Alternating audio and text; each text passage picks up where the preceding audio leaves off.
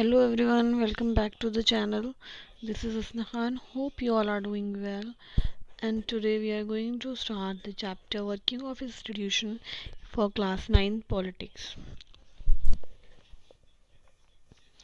Working of institutions, basically they are talking about the institution of democracy. You can read this overview that is very simple. Here that is saying democracy का मतलब सिर्फ ये नहीं है कि अपने rulers को इलेक्ट करना, बल्कि डेमोक्रेसी में रूलर्स को कुछ जो है प्रोसीजर और रूल्स फॉलो करने पड़ते हैं, उनको वर्क करना पड़ता है इंस्टीट्यूशन के अंदर, इंस्टीट्यूशन के साथ। इस चैप्टर में हम यही देखेंगे कि इंस्टीट्यूशंस जो डेमोक्रेसी में होते हैं वो कैसे वर्क करते हैं। हम इस बात को समझने की कोशिश करेंगे, जो मेजर डिसीजंस होते हैं वो कैसे लिए जाते हैं, कैसे इम्प्लीमेंट होते हैं हमारी कंट्री में। और हम ये भी देखेंगे जो डिस्प्यूट्स होती हैं डिसीजंस के टाइम पे वो कैसे डिसॉल्व करते हैं। In this process we come across three institution that play a key role in major decision. तीन इंस्टीट्यूशन होती हैं mainly, legislature, executive and judiciary. और ये सब कैसे वर्क करते हैं, इन सब में कौन कौन आता है इसके अंडर में, ये सब चीज़ें हम पढ़ेंगे। Now come to the topic that is how is a major policy decision taken. जो पॉलिसी डिसीजन होता है कैसे लिया जाता है। Number A is government order.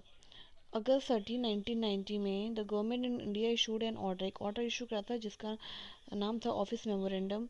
जैसे और गवर्नमेंट ऑर्डर्स आते हैं वैसे ही वो ऑर्डर आया था, उसको नंबर भी दिया था, उस पर डेट भी मेंशन थी 13/8/1990 क्लियरली।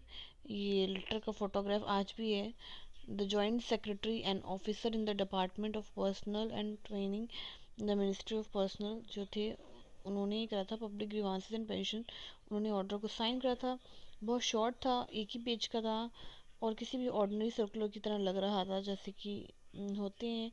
और गवर्नमेंट तो उन्होंने बहुत ढेर सारे ऑर्डर्स इशू करती है और ये भी उसी में से एक था। बट ये जो है became a source of controversy for several years. बहुत सालों तक ये कंट्रोवर्सी इसने क्रिएट करी। और देखते हैं इसमें क्या है। तो इस लेटर में आप सब्जेक्ट देख लेते हैं सिर्फ। उसमें लिखा है 27% reservation for socially and educationally backward classes in civil post services. इसमें बात हो रही है कि बेसिकली जो बैकवर्ड क्लास हैं सोशली जो हैं उनको 27% क्या मिलना चाहिए, रिजर्वेशन मिलना चाहिए। अब ये ठीक है या गलत है तो हम देखते हैं क्यों इसने कंट्रोवर्सी क्रिएट करी। This order announced a major policy decision, एक बहुत बड़ा पॉलिसी डिसीजन अनाउंस्ड हुआ। It said that 27% of the vacancies in civil post and services under the government of India are reserved for the socially and educationally backward classes. यानी 27% जो seat हैं वो civil services की post पर वो जो है रिजर्व्ड हो जाएंगी सोशली और इकोनॉमिकली बैकवर्ड क्लास के लिए। S E B C is another name for all those people who belong to caste that are considered backward by the government। ये उन लोगों के लिए एक नाम है SEBC जो कि बैकवर्ड क्लास से बिलोंग करते हैं। The benefit of job reservation was still then available only to scheduled caste and scheduled tribes। उससे पहले जो रिजर्वेशन था वो सिर्फ SC ST को दिया जाता था। Now a third category called SEBC was introduced। अब ये थर्ड कैटेगरी आ गई थी। Only person who belong to backward classes were eligible for the quota of 27% job. कितने परसेंट जॉब के लिए है, 27% जॉब के लिए। Others could not compete for these jobs, और जो लोग हैं वो इन जॉब्स के लिए कम्पीट नहीं कर पाएंगे। The decision makers.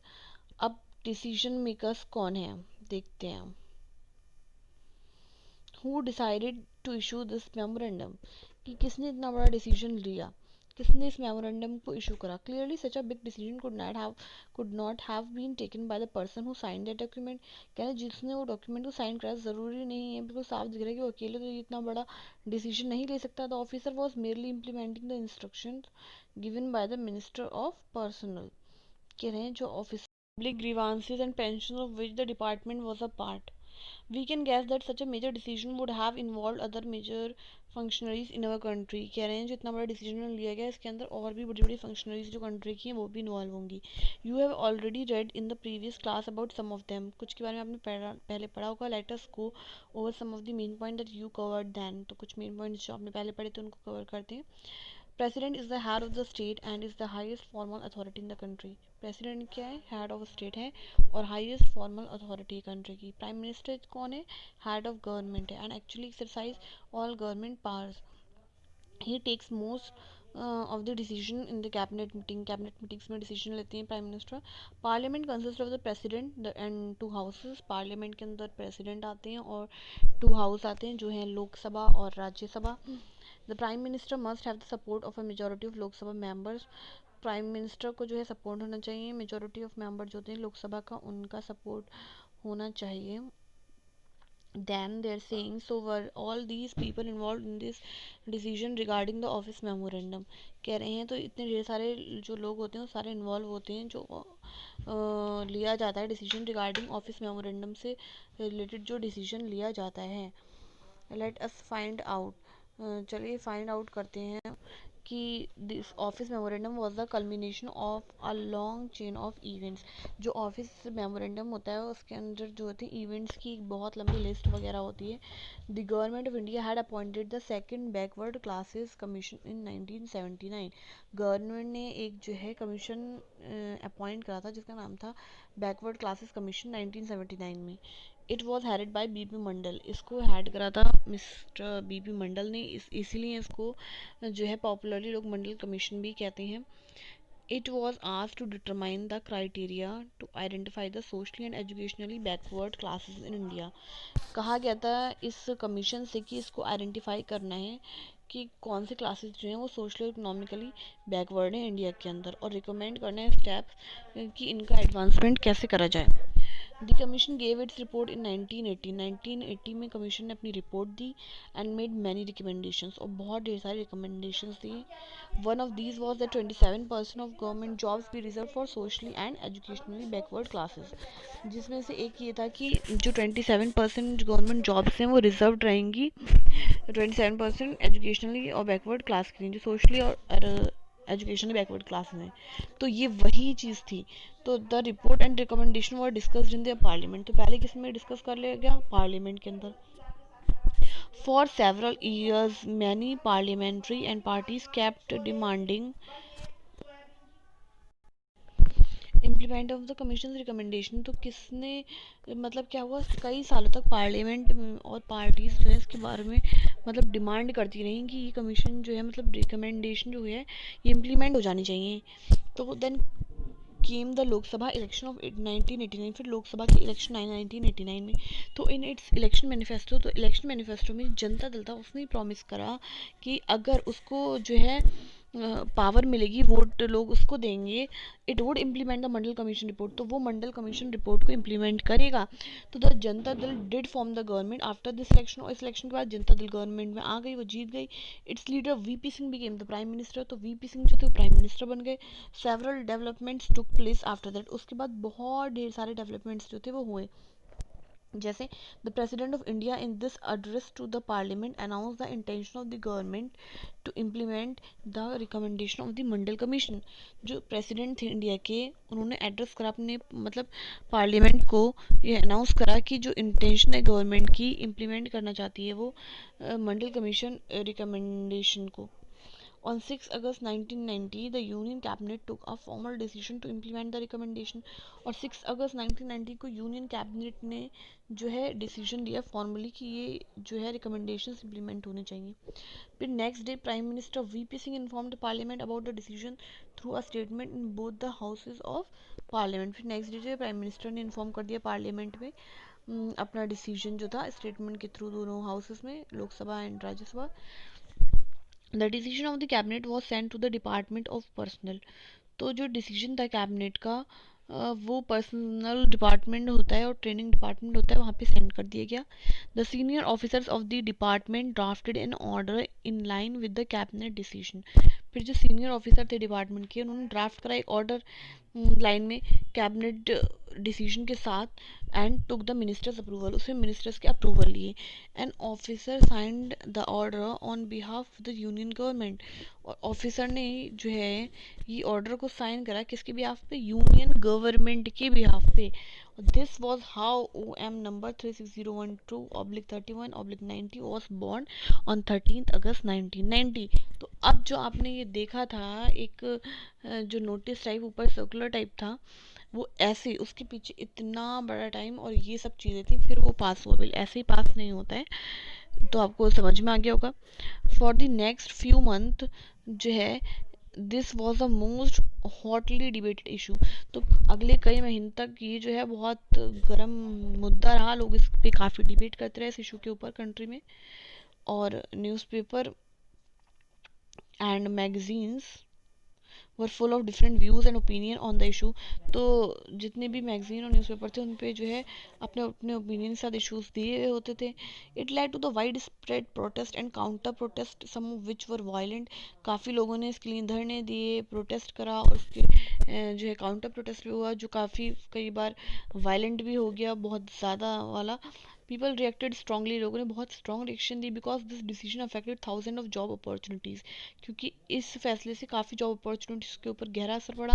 Some felt that existence of inequalities among people of different caste in India necessitated job reservation. कुछ लोगों को ये रहा कि जो इनक्वालिटी है लोगों का, मतलब कास्ट को लेके जो नज़रिया है, तो उसकी वजह से ये ज़रूरत जो है पैदा हुई कि रिजर्वेशन देना चाहिए। They felt this would give a fair opportunity to those communities who so far had not adequately been represented in government employment. उनको लगा कि इससे क्या है, फेयर अपॉर्चुनिटी मिलेगी उन कम्युनिटीज़ को जिन्होंने जो है अपने लिए who so far had not adequately been represent, मतलब अपने आप को ढंग से रिप्रेजेंट नहीं कर पाए गवर्नमेंट एम्प्लॉयमेंट के लिए।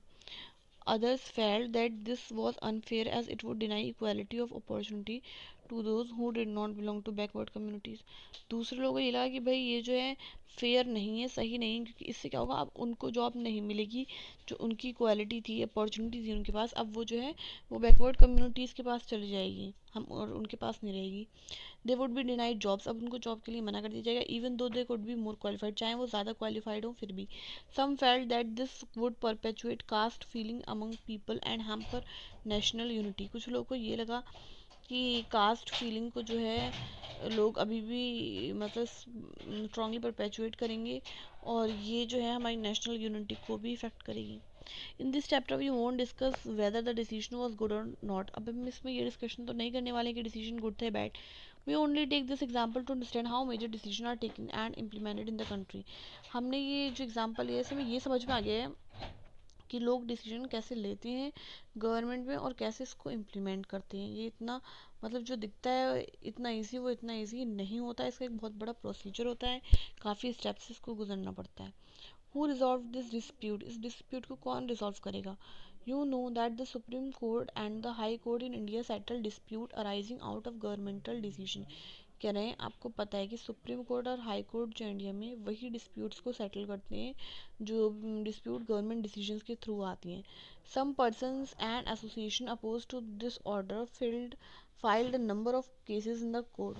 तो कुछ लोग जो थे इसको जो अपोज कर रहे थे तो उन्होंने बहुत ढेर सारे केसेस फाइल करे कोर्ट के अंदर इसके against. They appeal to the court to declare the order invalid and stop its implementation. उन्होंने कोर्ट से अपील करी कि इस ऑर्डर को इनवैलिड कर दिया जाए और इसका इम्प्लीमेंटेशन रोक दिया जाए। The Supreme Court of India bunched all these cases together. This case was known as the Indra Sawhney and others versus Union of Indian case. तो ये जो केस था सुप्रीम कोर्ट ने सारे केसेस को एक साथ बांध के रखा और उनको एक नाम दिया, Indira Sahni and mother versus union of Indian case. 11 जजेस of the supreme court heard argument of both side. जो 11 जजेस थे कोर्ट के, उन सब ने जो है बहस सुनी। By a majority the supreme court जजेस of in 1992 declares that this order of the government of India was valid. But 1992 में उन्होंने डिक्लेयर कर दिया कि ऑर्डर जो है वो वैलिड है। At the same time the supreme court asked the government to modify its original order, और उसी टाइम उन्होंने कहा कि अपना ओरिजिनल ऑर्डर को मॉडिफाई करना चाहिए। It's said that well-to-do persons among the backward classes should be excluded from getting the benefit of reservation। कि उन्होंने कहा जो लोग अच्छी खासी ज़िंदगी जी रहे हैं, it's sad that well to do person among the backward, चाहे वो बैकवर्ड क्लासेस के हैं, उनको एक्सक्लूड कर देना चाहिए कि उनको बेनिफिट नहीं मिले रिजर्वेशन का। Accordingly the department of personal training issued another office memorandum on 8 सितंबर 1993। तो फिर क्या हुआ इसके बाद, जो department of personal training issue था उन्होंने इशू करा नया ऑफिस मेमोरेंडम, कब? 8 सितंबर 1993 को। दिस डिस्प्यूट दस केम टू एन एंड, और फिर जो ये डिस्प्यूट है ख़त्म हो गई, and this policy has been followed since then. और तब से अब तक जो है हम इस पॉलिसी को जो है वो फॉलो कर रहे हैं। What did who did what in the case of reservation for backward classes, supreme court, cabinet, president और गवर्नमेंट ऑफिशियल। तो सबका बता दिया उन्होंने क्या क्या किसने करा है। एंड आई होप आपको समझ में आया होगा। मैंने जितना भी अभी आपको एक्सप्लेन करा है वो समझ में आया है। तो प्लीज़ वीडियो को लाइक करें और चैनल को सब्सक्राइब नहीं किया तो प्लीज़ सब्सक्राइब करें। और कुछ भी क्वेश्चन है तो आप कमेंट बॉक्स में पूछ सकते हैं और share with your friends. Will meet in the next session. Till then take care, bye.